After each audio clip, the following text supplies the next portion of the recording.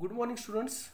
Today's topic is biological oxidation, competency number 6.6, and subtopic is electron transport chain. First, we will see the stages of oxidation of foodstuff. In the first stage, the food is digested into small components in the gastrointestinal tract. For example, proteins are converted into amino acid, starch into glucose, triglyceride into glycerol and fatty acid.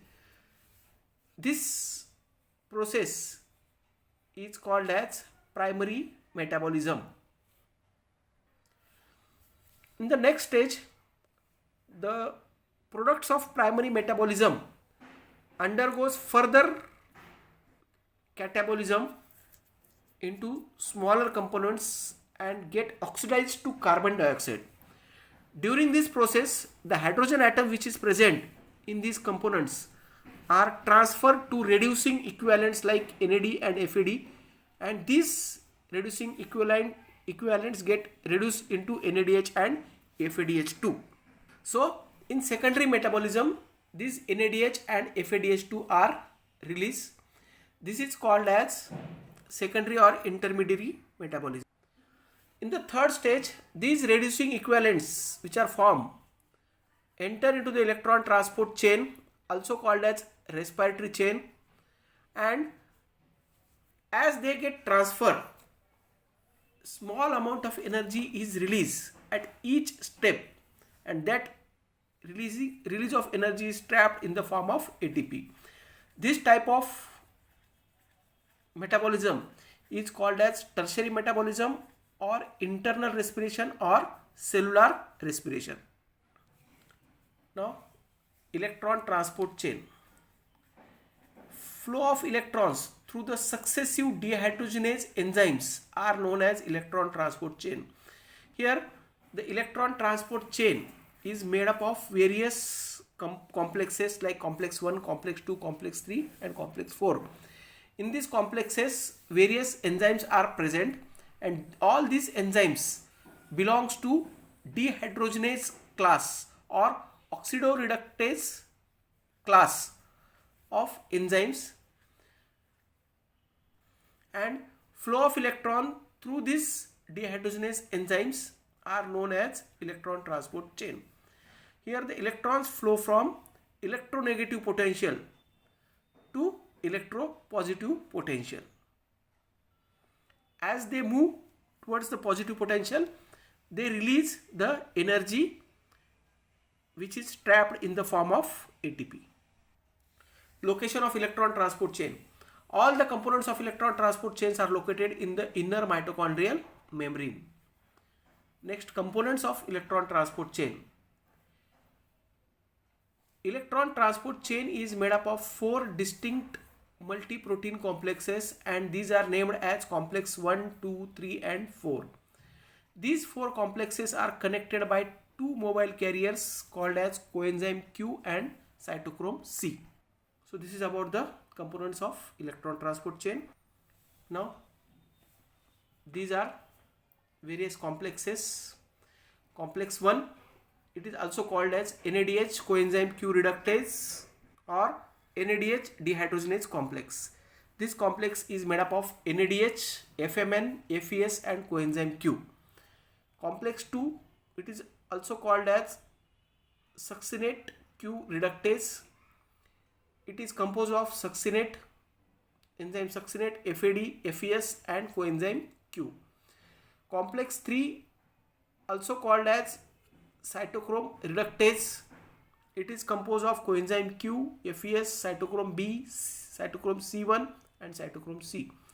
Complex 4, also called as cytochrome oxidase. It is composed of cytochrome C, cytochrome AA3 and oxygen. This is the complete diagrammatic representation of electron transport chain. Here 2 dotted lines, one is above and one is below. In between these 2 dotted line, there is a space called as intermembranous space. Inner mitochondrial membrane. Space below the lower dotted line shows mitochondrial matrix, and space above the upper dotted line is intermembranous space. Above the intermembranous space, one more membrane is present, which is called as outer mitochondrial membrane. So the space between two dotted line is inner mitochondrial membrane, where our electron transport chain or respiratory chain is located. If you start this with complex 1, the NADH, reduced coequivalent, donates its electron to complex 1, where electrons from FMN is transferred to FES. From FES, electrons are transferred to coenzyme Q. In majority of cases, the electrons transport chain starts from this point. But sometimes electron transport chain also starts from succinate. This succinate donates its electron to complex 2. First, it is accepted by FAD, and then FAD transfer it to FES. Then this complex 2 also transfer this electrons to coenzyme Q. So the electrons from complex 1 and complex 2 are finally transported to coenzyme Q. Now from this step, the electron transport chain has single line of transfer of electron. Now coenzyme Q transfers its electron to complex 3, in which it is first accepted by FES, then by cytochrome B, then by cytochrome C1. Now cytochrome C1 transfer the electron to cytochrome C, which is a mobile carrier. Now this cytochrome C transfer electron to complex 4, which is made up of cytochrome AA3. Now this complex 4 then transfer electron to oxygen.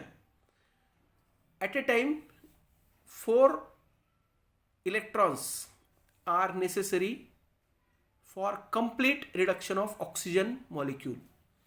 So when 4 electrons are transferred to oxygen molecule, it gets 4 negative charge.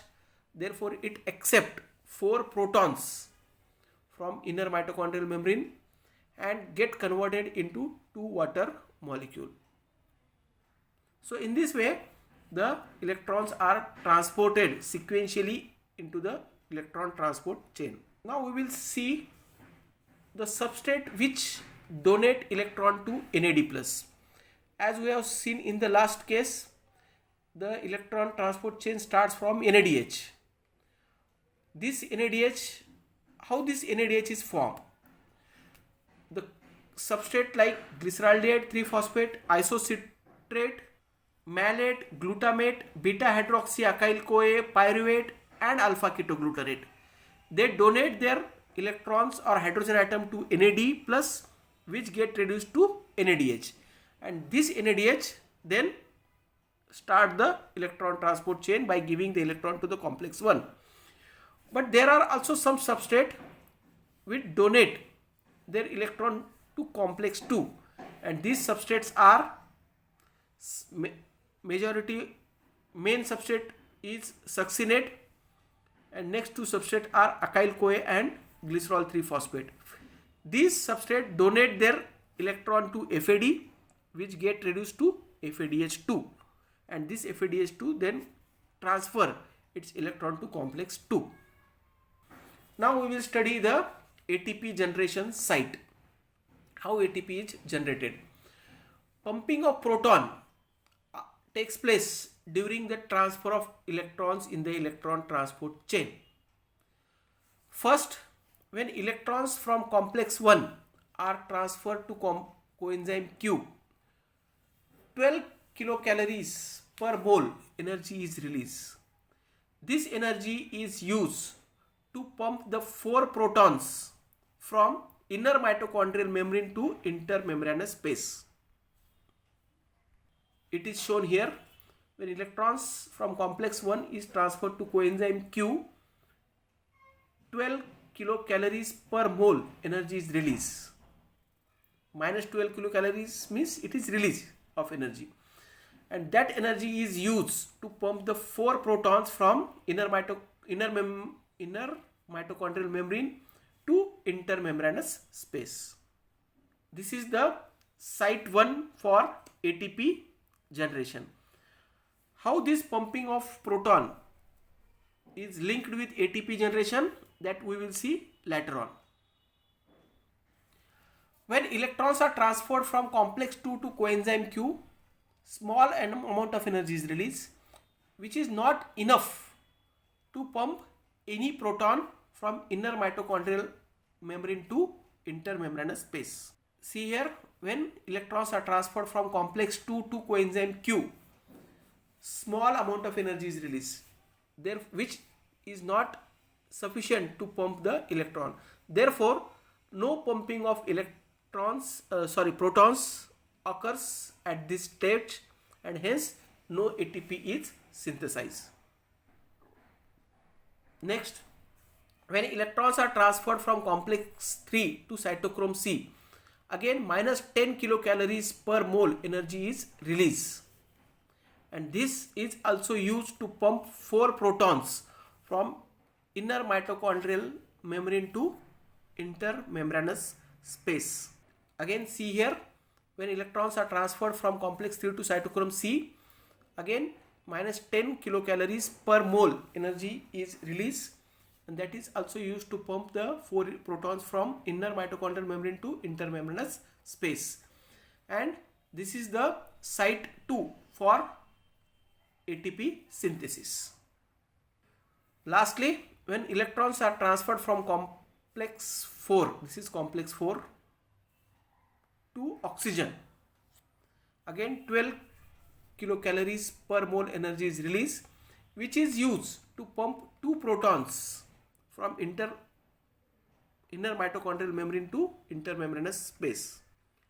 Again, see here, when electrons are pumped from complex 4 to oxygen molecule, 2 protons are pumped from inner mitochondrial membrane to intermembranous space, and this is the site 3 for ATP synthesis. So total 10 protons are pumped when electron transport chain starts with complex 1, and 6 protons are pumped when electron transport chain starts with complex 2. Because when electrons are transferred from complex 2 to coenzyme Q, no protons are pumped. Now we will see significance of electron transport chain. Again, the same figure here I have shown. The upper blue line is outer mitochondrial membrane. Inner double line is inner mitochondrial membrane, and below that it is matrix.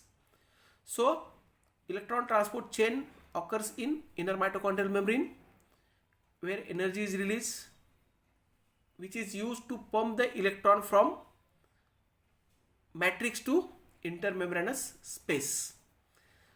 So significance of electron transport chain is it create a proton gradient between matrix and intermembranous space across the inner mitochondrial membrane. Therefore, you can see more protons in the intermembranous space and less proton in the matrix. And this is due to pumping of proton, and also due to utilization of protons by reduced oxygen during the last stage of electron transport chain to form water.